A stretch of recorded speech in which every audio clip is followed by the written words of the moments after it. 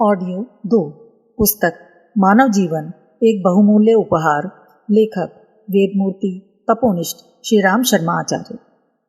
तीसरा, व्यक्ति का आदर्शवादी होना ही पर्याप्त नहीं। यदि वह सामाजिक बुराइयों के प्रति सहिष्णु और उन्हें सद्भावना पूर्वक दूर करने के लिए कृत संकल्प नहीं होता तो उसे रोजी और रोटी के लिए जिंदा नहीं रहना चाहिए। प्राचीन काल के ब्राह्मण अपने जीवन का उपयोग समाज को उन्नत बनाने में किया करते थे। उनके सामने जीवन के अन्य विषय गौण थे। उनकी हमदर्दी को समझकर ही समाज ने उनकी लौकिक आवश्यकताएं पूर्ण करने का कर्तव्य निभाया था। आज का शिक्षित व्यक्ति यदि अपने लौकिक स्वार्थ की उपेक्षा कर समाज को भलाई का रास्ता दिखाने को कटिबद्ध हो जाता है तो समाज उसकी आवश्यकताएं भी पूरी करने से पीछे न रहेगा, पर अपनी उस निष्ठा को अभिव्यक्त कर सुशिक्षित होने की कसौटी पर खरा उतरना प्राथमिक आवश्यकता है। उसे क्रॉस करके सीधे कोई समाज का हितैषी बनना चाहे तो बन भी नहीं सकता। चौथा, आज अनुशासनहीनता, उच्छृंखलता, उदंडता और यौन स्वच्छंदता जैसी बुराइयों की बाढ़ आ गई है। बुद्धि, कौशल और कलाकारिता सब मिलकर इन्हें ही पनपा रहे हैं। वैज्ञानिक और बुद्धिजीवी भी अपने अहंकार की पूर्ति के लिए संसार को विनाश की ओर घसीटे ले जा रहे हैं। ऐसी स्थिति में समाज सुधार की बात सोच सकना भी कठिन है। ऐसे व्यक्ति के सामने आते ही सारा संसार उसका विरोधी हो गया लगता है। इसलिए बुराइयों से लड़ने की हिम्मत से पहले एक बात निश्चित कर लेनी चाहिए कि हमारा अस्तित्व भले ही ना रहे, पर हमें विश्वास है कि हम समाज को सीधे रास्ते पर ला सकते हैं। वर्तमान परिस्थिति में यह आशा ही दीर्घकालीन साहस और शक्ति प्रदान कर सकती है। बच्चे के प्राण निकलने तक जिस प्रकार माँ को यह आशा बनी रहती है कि बच्चा स्वस्थ अवश्य हो जाएगा, मृत्यु की तो वह कल्पना ही नहीं करती, उसी प्रकार सुशिक्षित की अंतिम परख है कि उसे भीषण परिस्थितियों में भी निराश नहीं होना चाहिए। उसे यह समझना चाहिए कि समाज सुधार शिक्षित का अनिवार्य धर्म कर्तव्य है। उसे पूरा करने में किसी प्रकार के फल की भी आशा नहीं करनी चाहिए। यह निष्ठा ही शिक्षित और सुशिक्षित कहलाने का गौरव प्रदान कर सकती है और असुंदर को सुंदर बना सकती है। टॉपिक, व्यवहार की शिष्टता प्रत्यक्ष फलदायी। कौन व्यक्ति कैसा है, इस वास्तविकता का पता लगाना कठिन है।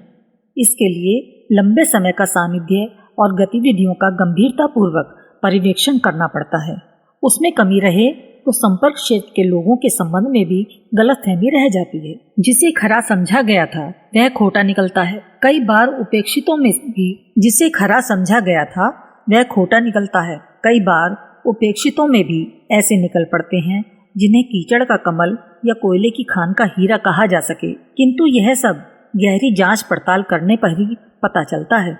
सामान्य परिचय से उस बारीकी का पता नहीं चल पाता। ऐसी दशा में समीपवर्ती लोगों के संबंध में वास्तविकता की जानकारी नहीं हो पाती। इस अनभिज्ञता के कारण कई बार धोखा और जोखिम भी उठाना पड़ता है। मोटी परख का एक सरल तरीका है शिष्टाचार का अवलोकन। सभ्य व्यक्ति की वाणी में शालीनता होती है जो मुंह खोलते ही प्रकट होती है। अपनी अभिव्यक्ति नागरिक स्तर की होना और दूसरों के प्रति आदर का भाव प्रकट करना, यह दोनों ही परस्पर मिलकर वाणी की शालीनता प्रकट करते हैं।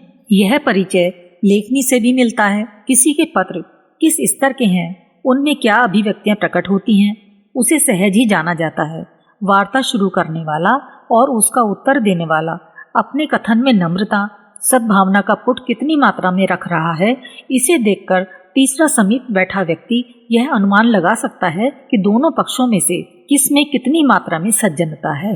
वस्तुतः सज्जनता का व्यवहार ही किसी व्यक्ति के स्तर का परिचायक है। इस जानकारी के बाद ही यह प्रश्न उठता है कि किसके साथ किस प्रकार का व्यवहार किया जाए, संपर्क जोड़ा जाए, सहयोग दिया जाए। वाणी को प्रवक्ता का पद दिया गया है। वह जब बोलना प्रारंभ करती है तो मात्र कामकाजी प्रसंगों को ही नहीं निपटाती, वरन बोलने वाले की शालीनता का स्तर भी खोलकर रख देती है। उसमें शब्द भाव ही नहीं होते, साथ में ऐसी गंध भी घुली होती है जिससे आदमी के मर्म स्थल को पहचाना जा सके। इसलिए न केवल बोलते समय हमारी शब्दावली शिक्षितों जैसी होनी चाहिए, वरन साथ में सद्भावना की मिठास भी घुली रहनी चाहिए। उसमें से फूलों जैसी मधुर गंध उठनी चाहिए सज्जनता की। वाणी प्रथम प्रयोग है।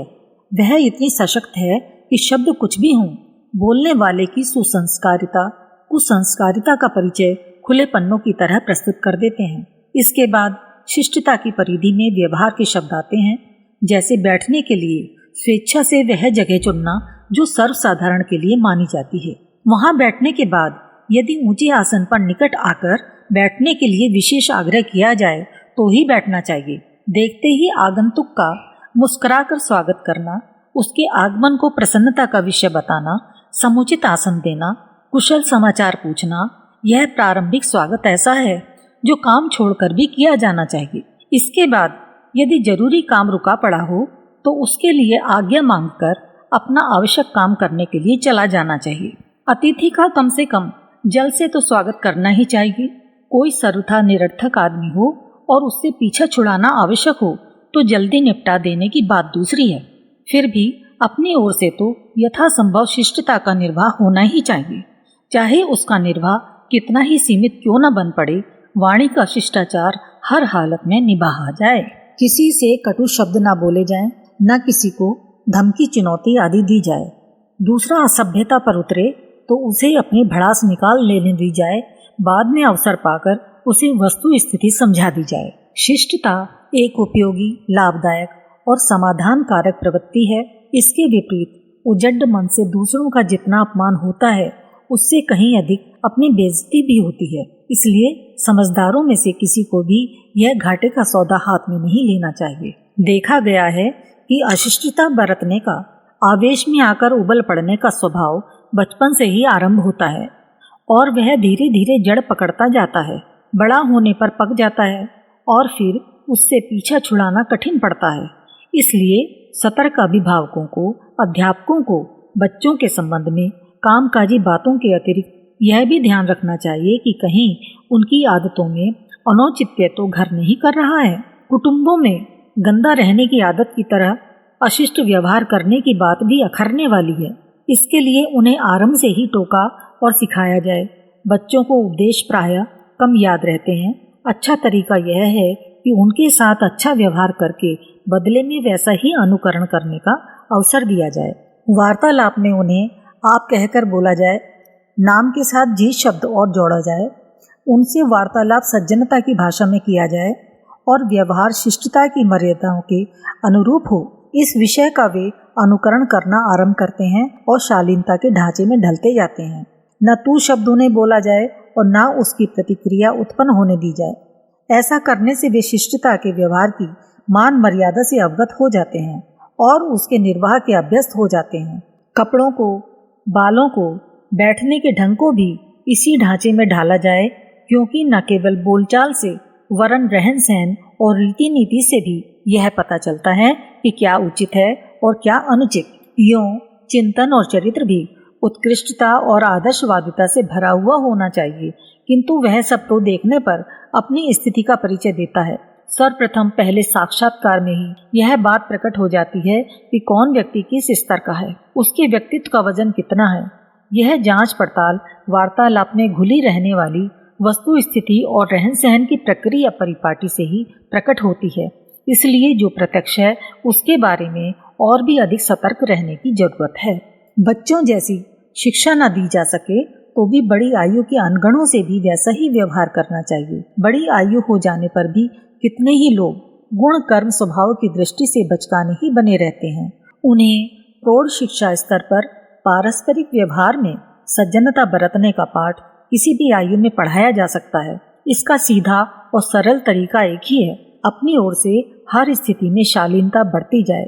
दूसरे ने क्या कहा और क्या किया उसके लिए ठीक वैसा ही व्यवहार करना तर्क की दृष्टि से तो ठीक हो सकता है, पर उसके दूरगामी परिणाम अनुपयुक्त ही होते देखे गए हैं। विचारशील भावी परिणति और संभावनाओं को ही महत्व देते हैं और आशाजनक परिणतियां उत्पन्न करने के लिए सज्जनोचित व्यवहार के रूप में बीजारोपण करते हैं। अतिथि सत्कार के अलावा विचार विनिमय के अवसरों में भी प्रायः शिष्टाचार का प्रकटीकरण होता है। पत्राचार में भी भाव संवेदनाओं की झलक रहती है। निजी रहन सहन, चाल ढाल, रुझान, हलचल में भी वह तथ्य भीतर से उभर कर बाहर आता है। शिक्षितों को उनकी चाल ढाल, भाव भंगिमा से सहज पहचाना जा सकता है। इसी प्रकार अशिष्टों की अनगढ़ हरकतों से भी यह जाना जा सकता है कि उनका स्तर क्या है। कपड़े मैले कुचैले, बटन खुले, जूते फटे, बाल बिखरे देखकर भी किसी की असभ्यता को आंका जा सकता है। सभ्य सामाजिक बनने के लिए हर किसी को अपनी चेष्टाएं ऐसी रखनी पड़ती हैं कि प्रथम साक्षात्कार में ही दूसरों पर छाप पड़े और उलटकर सम्मान सहकार मिले। अपने परिवार में भी शिष्टता के वातावरण का प्रचलन रहना चाहिए। सभी सदस्य एक दूसरे को सम्मान दें, उचित मर्यादा में प्रशंसा करें और प्रोत्साहन दें। दिल तोड़ने वाली, निराश करने वाली बातें ना कहें। सम्मान से सद्भाव बढ़ता है, शिष्टता बरतने वाला सम्मानित होता है और अनायास ही दूसरों का सद्भाव सहयोग अर्जित होता है। साथ ही अपने विकसित व्यक्तित्व की दर्शकों पर भी वह छाप छोड़ता है। यह एक प्रकार से प्रत्यक्ष लाभ का सौदा है। वार्तालाप भी एक कला कौशल। रोजमर्रा के जीवन में हम ऐसे कई व्यक्ति देखते हैं जिनकी न कोई बात मानता है, न उनका कोई सच्चा मित्र, हितैषी, शुभचिंतक ही होता है। वे जिससे भी बात करते हैं वही उनका शत्रु बन जाता है। इसका कारण होता है व्यक्ति का वार्तालाप करने का ढंग। जिससे भी बातें करते हैं ऐसी भूल कर जाते हैं कि सामने वाले के अंतःकरण पर चोट कर जाती है। वह उसके प्रति गलत धारणा बना लेता है। अन्यथा वाक चातुरी और व्यवहार कुशलता के बल पर तो पूरा व्यवसायिक क्षेत्र ही चल रहा है। बातचीत करना वस्तुतः एक कला है, अन्यथा बातें तो गूंगे बहरों को छोड़कर सभी करते और सुनते हैं। लेकिन कौन किसका किस प्रकार प्रभाव ग्रहण करता है, इसका आकलन किया जाए तो यही ज्ञात होगा कि कई लोगों की बातें उबा देने वाली या मन खट्टा कर देने वाली अथवा हृदय को चोट पहुंचाने वाली होती हैं। कई व्यक्तियों की बातें सुनकर ऐसा लगता है कि उनकी बात का न सिर है न पैर। न तो वह अपने शब्दों का प्रयोग समझबूझ कर करते हैं जिससे श्रोता प्रभावित हो सके, ना ही वह यह जानकर बातें करते हैं कि किस अवसर पर कैसी बात करनी चाहिए, क्योंकि उन्हें इस संबंध में कोई ज्ञान नहीं। फलतः उनकी बात बोरियत लाने वाली और अप्रासंगिक ही हो जाती है।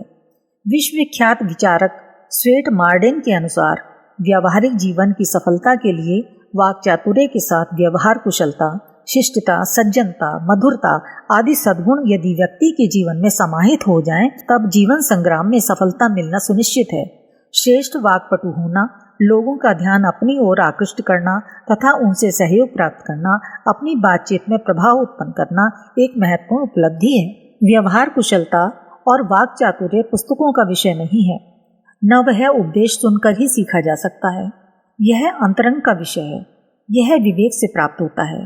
फिर भी कुछ ऐसे सूत्र हैं जिनके आधार पर विवेक जागृत किया जा सकता है और अनुभव के आधार पर वाक्पटुता अर्जित की जा सकती है।